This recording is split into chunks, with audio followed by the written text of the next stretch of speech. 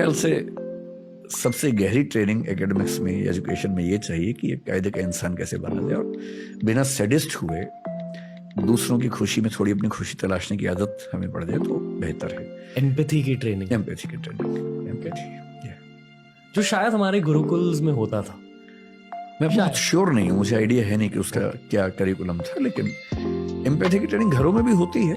अगर पेरेंट्स की अंडरस्टैंडिंग ठीक होगी, पेरेंटिंग कैसी होनी चाहिए, तो एम्पैथी घर में भी सिखाते हैं।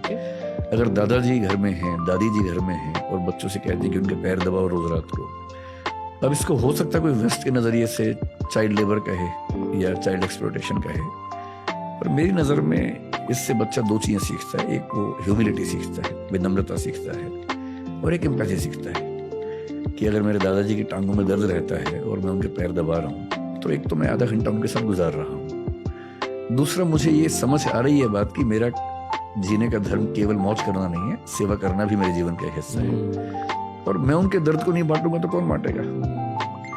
तो और एक विनम्रता, अगर जैसे मैं टीचर हूँ, कई बच्चे मेरे पैर छूते, मैं अच्छा नहीं फील करता हूँ, मैं उनको मना करता हूँ, और irrespective of this, मैं ये बिलीव करता हूँ कि पैर छूना अपने आप में एक बड़ा जरूरी कदम है, स्पेशली बच्चों के लिए।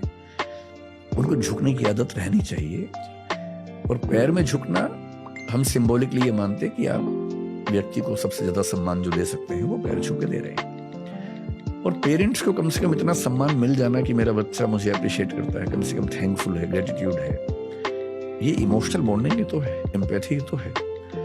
और इमोशनल इंटेलिजेंस का कंसेप्ट वेस्ट में 20-25 साल पहले आया, लेकिन ये तो अतीत में कब से चल रहा है। जब बुद्ध कह रहे थे कि करुणा ही है जो संसार को जोड़ती है, जब भवभूति उत्तरामचरितमानस में एक और रस करुण एवं कह रहे हैं कि दुनिया में एक ही रस है, वो करुण रस है, तो ऐसा थोड़ा ना कि एम्पैथी की ट्रेनिंग पश्चिम से हमें सीखनी पड़ेगी। एम्पैथी तो अतीत में कितनी बार, वाल्मीकि हमारे संसार का पहला कवि, पहली बार कवि क्यों बना? ट्रोंच पक्षी का जोड़ा खेल रहा था, एक शिकारी ने एक पक्षी को मार दिया, अब प्रेम में रत पक्षियों में से एक नीचे गिरा। वो जो मोमेंट है, उस मोमेंट में दुनिया का पहला कवि बना है। वेदना कितनी हुई होगी, पीड़ा कितनी हुई होगी। और उन्होंने तो लिखा मां निषाद प्रतिष्ठान तो मगमी शाश्वती समा, एक संस्कृति पंक्ति आती है जहां से रामायण की शुरुआत होती है। इसी पर छायावाद के कवि ने, छायावाद 1918 to 1936, उसमें एक कवि ने लिखा, वियोगी होगा पहला कवि, आह से उपजा होगा गान, निकलकर आंखों से चुपचाप बही होगी कविता अनजान। पहली कविता तो आह से पैदा हुई होगी और आंखों से बही होगी। कविता लिखी थोड़ा ना जाती है, कविता तो बहती है आंखों से और जुबान से बहती है। कालिदास ने मेघदूत लिखा, मेघदूत में यक्ष है, यक्षिणी है, उनके प्रेम की कहानी है, विरह की कहानी है।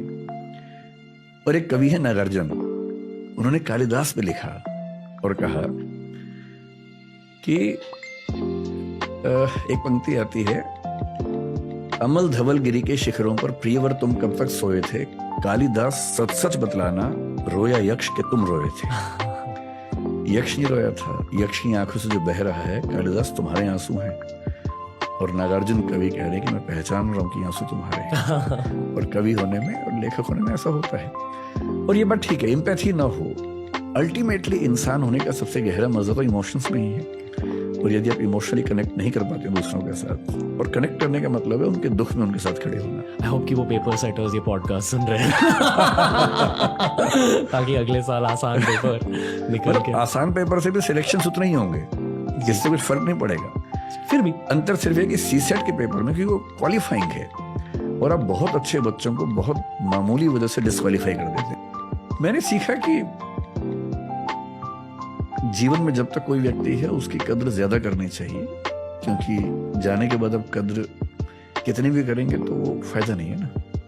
मतलब मैं अपनी माँ का बड़ा सम्मान भी करता था और हमारे बीच में बड़ा प्रेम भी था, पर फिर लगता है कि थोड़ा और समय दे पाता, रोज 1 घंटा और बैठ पाता। ये सब दुख तो होता ही है, और ये दुख सबको होना है। जब तक पेरेंट्स हैं आप टाइम बहुत दे नहीं पाएंगे, क्योंकि आप खुद व्यस्त हैं अपनी जिंदगी में। आप सुविधाएं दे देंगे, समय नहीं दे पाएंगे। और समय में दिक्कत ये भी है कि उनकी जनरेशन का थॉट प्रोसेस, रुचियां इतनी अलग हैं कि हम 2, 4, 5 मिनट के बाद कोई कॉमन पॉइंट भी नहीं बचता, क्या बात करें। जो केयर हम कर रहे हैं वो भी हमारी केयर कर रहे हैं, लेकिन अब विचार और अनुभव और दुनिया, ज़रूरतें इतनी अलग अलग हैं, ज़्यादा बात हो नहीं पाती है। लेकिन फिर ये कि जब वो नहीं रहते हैं तो लगता है कि काश और समय दिया होता। ये तो है, ये तो मैं सबको इतना ही बोलता हूँ जिनके पेरेंट्स ऐसी किसी अवस्था में है कि भाई जितना हो सके करो और समय भी दो, बाद में मलाल ना रहे कि कुछ कमी रह गई। ये गिल्ट बड़ा गहरा गिल्ट होता है। मैं लाइफ के उस फेज तक पहुंच गया हूँ जहाँ मुझे ऐसा लग रहा है कि मेरे सारे फैमिली मेंबर्स, मेरे माता पिता, चाचा, मामा, मामी, सब लोग अभी थोड़े थोड़े बच्चे की तरह बन रहे हैं। हाँ, और मुझे अल्फा बनने की ज़रूरत ज़्यादा फील हो रही है। ये भी अजीब फेज है। 30 से 40 की उम्र जिसमें अब आप आने वाले हैं ना, इस उम्र में पेरेंट्स की केयर ज्यादा करने का मामला बनता है। और 40 से 50 के बीच में जनरली उनकी जुदाई झेलने का समय आता है। जनरली हमारे देश में जो एवरेज एज है उसके हिसाब से, किसी किसी केस में थोड़ा जल्दी होता है, किसी में बहुत बाद में होता है, लेकिन ऑन एन एवरेज 40 से 50 के बीच में ऐसा झटका लगता है। So yes, you have to be more attentive towards them. और क्या होता है इस उम्र में आके ना, उन्होंने जो अचीव करना था मोरलेस कर लिया होता है, वो रिटायर्ड लाइफ के आसपास पहुंच चुके होते हैं। उनकी रिक्वायरमेंट ये बहुत ज्यादा नहीं है कि फाइनेंशियली कोई सपोर्ट करे, मतलब मिडिल क्लास में, क्योंकि वो जनरली इतना उनके पास होता है कि वो अपना काम चला लेते हैं। वो बहुत बड़ा इशू नहीं होता कई घरों में।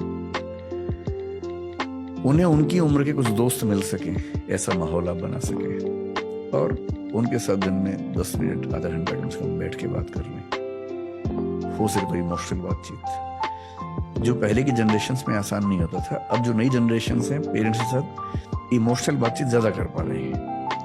तो अब नई जनरेशन्स में इमोशंस का गैप कम हुआ है, एक्सप्रेसिव ज्यादा हैं बच्चे, और मैं देखता हूँ कि पेरेंट्स ऐसे बच्चों के दोस्त पहले की तुलना में ज्यादा बन पा रहे हैं।